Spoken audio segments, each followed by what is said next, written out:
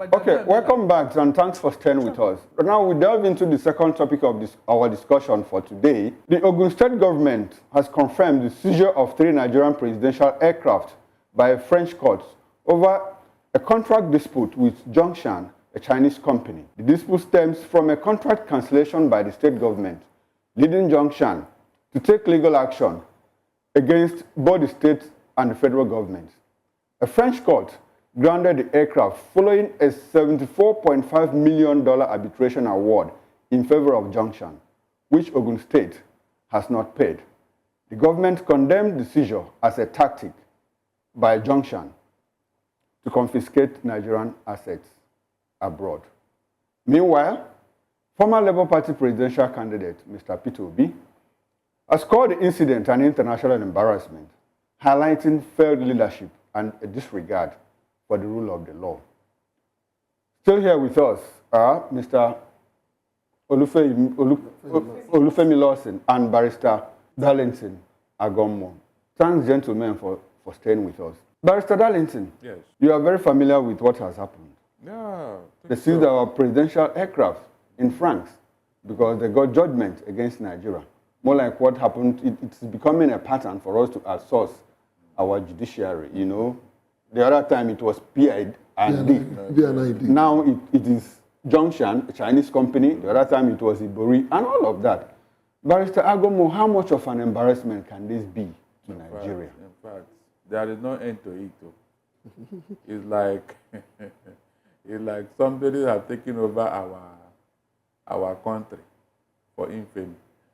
Now, let's look at it. Let's interrogate this matter properly. Ogun State government wanted to build a free trade zone and invited this Chinese company. An agreement was reached. And you know, in Chinese company, all of them, they don't finance any project 100%. It's always a counterpart. You bring your own, I bring my own. So it's like this company have fulfilled their own part of the bargain, but Ogun State people did not. And apparently, government changed hands in Ogun State. And the Chinese people were waiting for them to perform, and they didn't. So apparently, the man that took over, who was not there during the contract initiation, decided that he should cancel the contract since he's not getting anything from it. And that was where the problem started. That was where it started. Remember, there was a ruling in 2021 in favor of this company, but everybody kept quiet. They didn't follow it up. Meanwhile, the Chinese company are conscious because they have developed a template. In fact, you cannot take away 1 naira of Chinese money anywhere in the world. They will get it. So in signing that contract, everything was built into it, both this international arbitration and everything. But in like our Nigerian government, we neglected it. We relaxed. Even when that judgment was given, they relaxed. Nobody paid attention until it came to execution. You see. Meanwhile, the interest is mounting. Every day you did not pay, the interest will continue to build up. That was how this money grew to where it is today. After all, I think it was $51 million or so. So the government of Nigeria, for whatever reason, relaxed. But this contract was entered into with Ogun State government and the Chinese government. But let me tell you one important thing. Okay. Every state in Nigeria that want to borrow money outside here, you must be guaranteed by the federal government. Because out there, the international lenders are calling Nigeria, not you. They don't even know you as a state. It's Nigeria. When they want to calculate how much Nigeria, they say Nigeria is owing so amount. It is left for you not to come home and say, you borrowed so, because it will be in the record of the federal government. That was why Okonjo-Iweala had a problem with Oshomole. When Oshomole wanted to go and borrow $75 million, Okonjo-Iweala blocked it and said she did not see any need for that money. You see, so the government that guaranteed it is what the Chinese government knows, and that is the federal government of Nigeria. Right now, Mr. Olufemi Lawson, as Executive Director of Center for Public Accountability, now we have this issue of free zone building in Ogun State. The money that Zhongshan is talking about stands at $74.5 million. it was more like a contract that was signed for free zone building, not that we borrowed money from China. Why is it that we're having Nigeria 3 aircraft now being grounded over their lawsuit? Barrister have said it, the guarantor is Nigeria in any international trade. That's the standard. But it is another result of our anyhowness as a country where we do not even... In fact, don't be surprised that somebody did not even read the entire document before signing the agreement. That's how anyhow we have become as a country. These are conditions ordinarily that a state as big as we should avoid. Bayo Onanuga is likening this to the PNID case, saying it's unjust, that this firm just wants to reap, basically, paraphrasing his words now, want to reap where they did not sow. It is always the intention of every businessman, particularly these Chinese companies, to make maximum profit for any investment. They don't run charities. Even when they come and claim they want to partner with you, they always have the upper part of the cake in their hand. That's the Chinese business word for you. Why do we go into agreements when we are not ready? Chinese do big business with countries all over the world, even in Africa. And they have done businesses with states. In Nigeria, the Lagos state have had a lot of, opportunities, business relationship with the Chinese, companies. So these are just companies, not even Chinese government directly.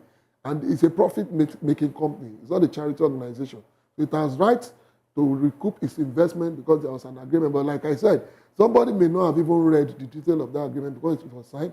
Now you have put a whole nation, not just the fact that the presidential jets are seized that were being ripped of our assets, but the embarrassment it has come with. We have seen Nigerian actually pulling out of some agreements of a recent, for example, the Samoa agreement that was signed. Now they signed this when they went for the conference, but now we've heard that particular agreement, Samoa agreement, has been placed on hold over the clauses that have been raising eyebrows in Nigeria. Barrister Darlington Agomo. Are we actually seeing more of what Zhongshan is doing to Nigeria over the free trade agreement? Yes, we are going to see more because under Buhari, Chibika Amechi, who was the transport minister, was signing agreement on a blank sheet of paper. The Chinese will just bring, he will sign before they will not type whatever they want to, in their own language, in their own right, in Mandarin. We had it before the National Assembly when they were trying to scrutinize Amechi's contract agreements. That it was a blank paper that your own minister went to sign with Chinese people. So the Chinese will not type whatever they want to type there. And when the loan is matured, you start running helter-skelter. This is not the first time. Remember, in the 80s, we wanted to build what's it not monorail? Monorail. Yes. Monorail. Jack Conde have concluded all the arrangements. That thing was to cost, I think, $60 million or so.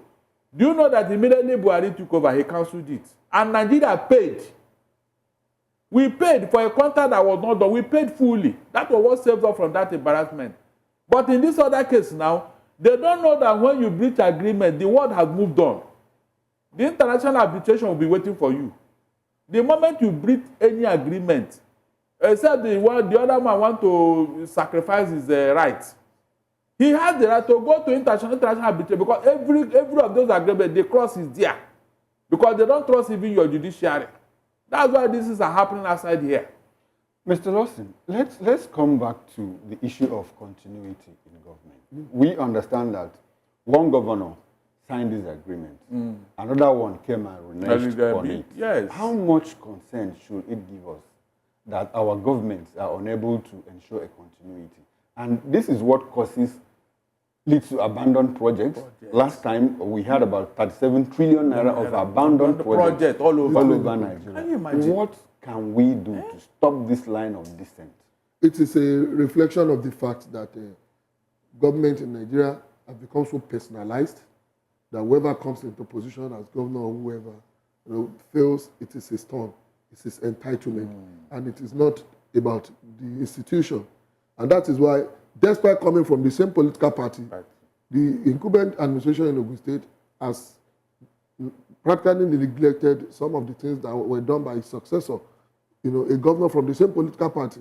If it were to be about the institution, even if your worst enemy from another political party takes over from you, you know that every issue that has to do with that institution, agreement law must be respected in line with the dictate of the law. But here it is more like an ego trip, a personal tonight, I'm now in charge, not minding the fact that you are actually not in charge of your private business, Well, but I it's like business to of the believe that people. one of the issues they had with the Ogun Guangdong Free Trade Zone is because from 2007, when the agreement was signed, up until 2015, the allegation was all they had done was erect a perimeter fence around the free trade zone area. That's all they had done. And this is an organization, firms were supposed to utilize that area for the production of furnitures and things like that. But are you listening to what the government is saying? Have you heard from the Chinese people? Have you? You cannot base your own argument on what the government told you, because you know it's not true. You see, one thing about Chinese people, they don't renege on any agreement. Give it to them. You know, it's a communist state. They don't renege on any agreement. It is you. Remember that they are taking over. Should we now believe the Chinese over the government of Nigeria? We should, because they are a communist country. They protect their own image. They know that if they don't do it well, they will not be in business. They should a different. Yes. I don't want to. I know the Chinese. They can be opportunistic at some point. Okay. Because they are profit making. All their missions are profit driven. So give it to them. But why do we wait? If truly they did not do what is expected at the free trade zone, you are the one who's why supposed should to take we them to wait? court. We've had the government. Yes, government. You are the one who's supposed to take them to court. Why didn't the government take steps against them? Yes. That now the accused is not looking like like the complainant. If you had an agreement with this company, and they only came and built a perimeter fence around the land allocated for the free trade zone, what were you looking at as a state? Until you that's supposed to be the complainant now turn to be the accused. Because that is why sometimes it is difficult to believe what some of our governments say. So where does this leave Nigeria now, as the case may be, in the international space, even as our president is traveling, looking for FDI for the betterment of Nigerian economy? It's a big embarrassment, and something must be practically done as soon as possible to settle this issue. It means that the president can be flying into a country and your jet will be grounded there on the basis of this, or there are some others that may come later. Because we don't even know how many of these litigations are hanging against some of these states and even the federal government in some countries of the world. So you don't just find our president traveling one day, maybe to a particular country in Europe, and he arrives and he's told that the jet cannot fly because they have no regard for your protocols and all these privileges we enjoy in Africa. Okay, now Barrister Darlington. Okay, you wanted to say something. Yes, and it will help. You see, this is an eye-opener to Tinubu, because from the look of things, he didn't even know the extent Buhari embarrassed us when he was in office, especially with the Chinese loan and all that. He should go into the books and look at all the agreements, because these Chinese people, they will wait for you, they will lay ambush. He may fly into any of these countries one day and then come back with a Keke Marwa. They will grant his plane and tell him to go back home. And that is a fact. It is here that we disobey court order. Fina, over there, the government, the Western part, they fear court order like anything. The moment court have ruled in any of these Western countries, Canada, US, UK, my dear, they will humble themselves. But here we flat it. And we think that we will flat it over there and they will listen to you. They don't have time for you. That is what happened. I have just given you an example. If Ekweremadu were to be in Nigeria, he won't be in jail in UK. He will not go to jail over that matter. He will not. But look at what Jeremy Johnson said while he was reading that judgment. In fact, I was clapping for the man. He took Ekweremadu to the cleaners because of that boy who he claimed is the nobody. You can't take Ekweremadu to court because of that boy in Nigeria. It can never happen. It can never happen. That is why you grow your society. And that's why they fear court order over there. But here we don't. So Tinubu should go into the books because to avoid, it would have been so embarrassing. In fact, it would have been a disaster if Tinubu were to be in France and this thing happened. But in the words of the Attorney General of Nigeria, he was of the opinion that Zhongshan have actually withheld vital information and is also misleading the judicial court in Paris, leave to that attack Nigerians. Don't you actually think that that can actually leave Like that, I said, let them go and appeal if they have the real document. What we are there looking for since 2021? Let them look. All these PID, they are not the same thing. No, you cannot compare apple and orange just because they are fruits. They are not the same thing. This one is a clear case of breach of agreement. So let them go there. That of PNID was a fraud. Well, Barrister, I don't think we have the details of the case yet, so we don't jump to conclusions yet. Okay, But the fact is that the court have entered judgment, and for a court to Based on enter what judgment, that was means presented. two of you must have appeared before that court. Well, it was an ex parte order. Okay. Mr. Johnson, let's walk back to solution providing. Providing solutions. It is enough, it's good that we are talking about, we are holding this discussion. Many Nigerians are holding this discussion. In very specific terms, what do you think the Nigerian government needs to do, both at the federal and the state level, to ensure that this kind of embarrassment going forward doesn't come to us? Firstly, I think it's a lesson for people who takes over power at any level in Nigeria to understand that government is continuum. You cannot say because you have issues with your predecessor, you want to drop the books. Like I told you, it's not impossible that the administration came in and didn't even check the books. Don't be surprised that even if this litigation notice has been served, it's very possible the Nigerian thing for the government to ignore until this judgment came. So lesson is that as much as we behave as if we don't respect our laws, we must learn how to honor agreement and understand that there is law in every society. Because some people have this attitude of disobeying law. We've said it here earlier. A number of court orders have been served on government that are disobeyed. Some they are thrown into the lockers. Now it's a time for you to respect your own law to the extent that you become conscious of the laws of other lands. And government must be honorable. To honor agreement. The another lesson is that when you go into agreement with people, and they are seen not to be playing their own side of the bargain, what are you looking at? A serious government would ordinarily have taken up such a company while it was not working according to agreement than wait and allow the company to fail. Because sometimes you want them to fail so that they can. Now you think they have failed, now they have come to defeat you. So government must learn that agreement is agreement, and government must learn to be serious with issues of businesses that it goes into. All right, well, the Office of the NSA is working with the Ogun State government to ensure that this is resolved as soon as they can. But what, going forward now, for Ogun State itself, because let's make it clear, this wasn't a deal with the federal government of Nigeria. Yes. This was a deal with Ogun State, a federating unit in Nigeria, and this can happen to any other state in Nigeria. But then the federal, according to international extant laws, the federal government gets dragged into it. But going forward, what are the measures that the federal government can take to ensure that if certain things are done, states like Ogun State now will have to, be punished for entering such deals that ultimately embarrass the nation?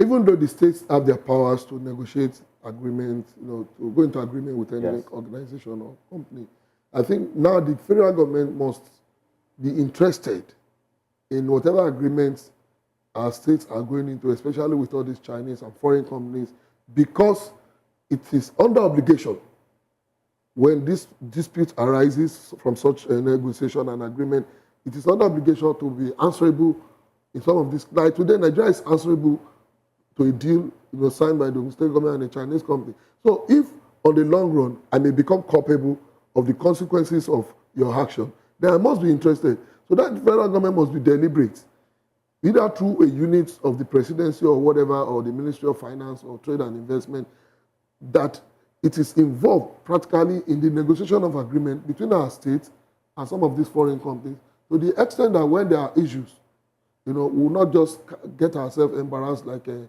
issue of Ogun State and this Chinese company have brought to us.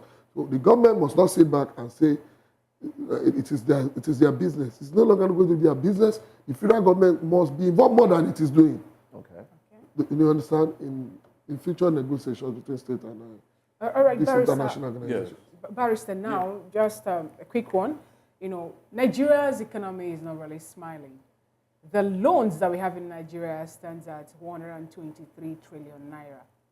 For, just asking now, yes, we know this case is not yet over, but we have another $74.5 million now to be what the Zhongshan is pressing Nigeria, for, as the fact that they actually broke the agreement that they had with Ogun State. Now, what does this really portend for our economy, as the case may be? That means If the judgment is upheld. If the against yes, Nigeria. exactly. that means your debt is mounting instead of reducing. Remember when Tinubu said that they have reduced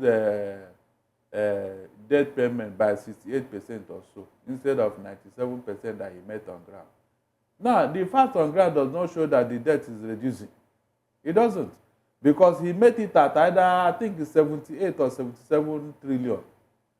But within 1 year, it has climbed to 123.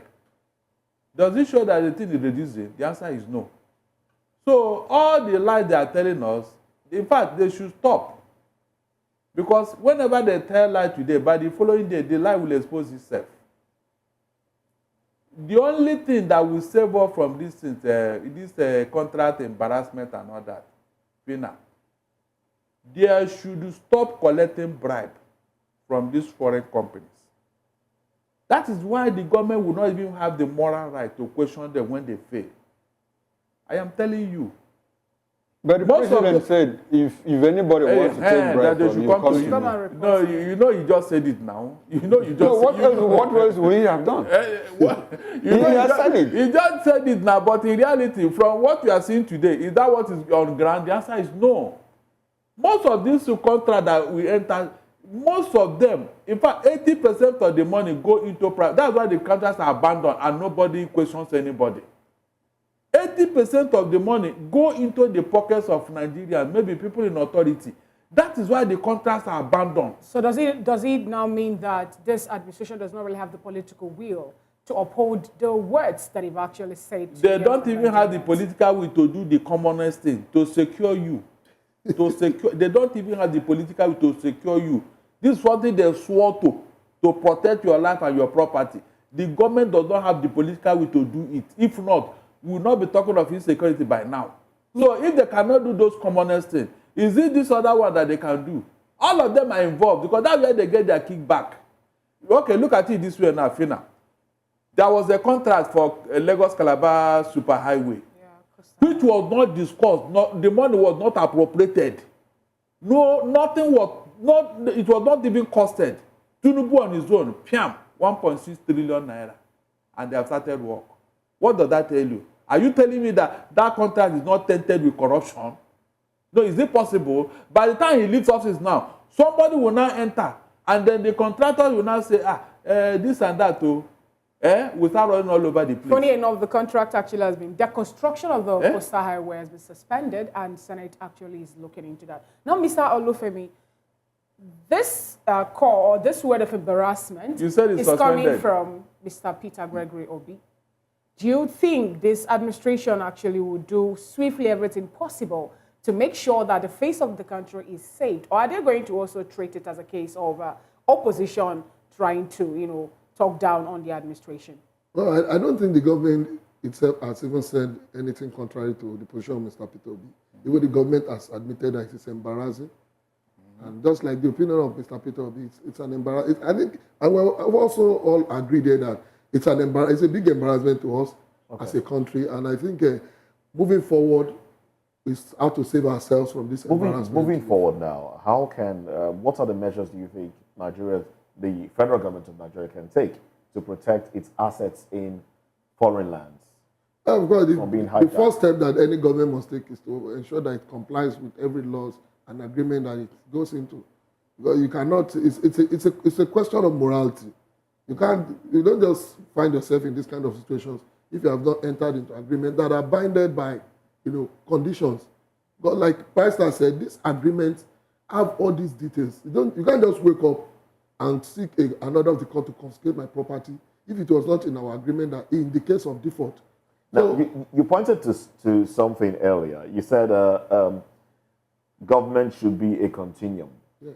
We've seen issues where one government leaves office, another one comes and basically tears down things erected by the previous administration.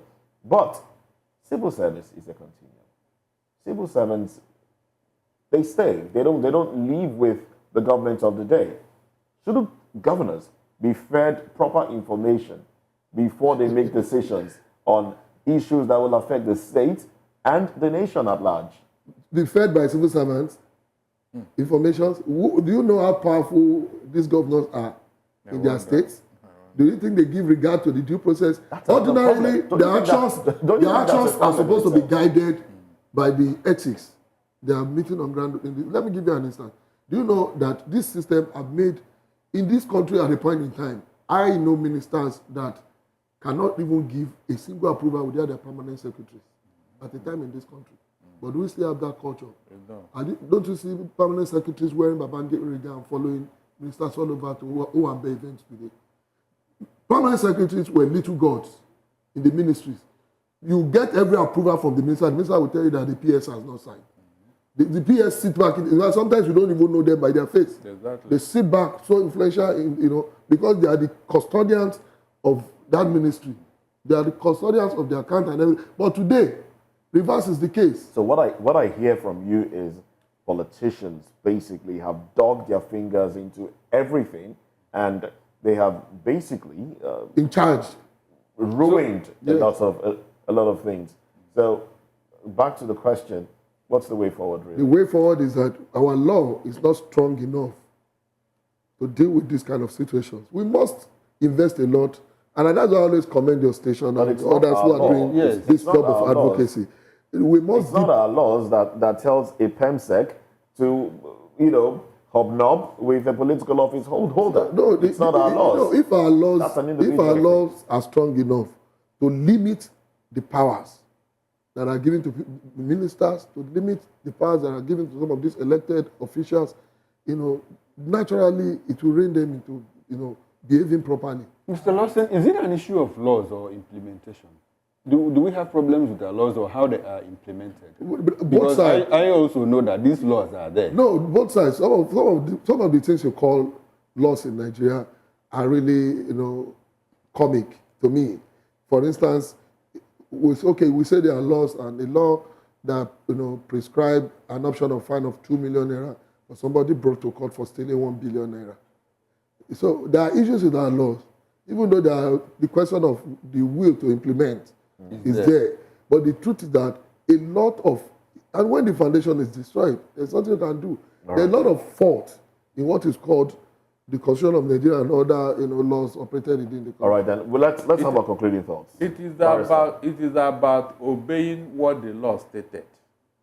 If we begin to obey what the law stated, in fact, this place will be. In fact, politicians will be afraid of not just the people but the law.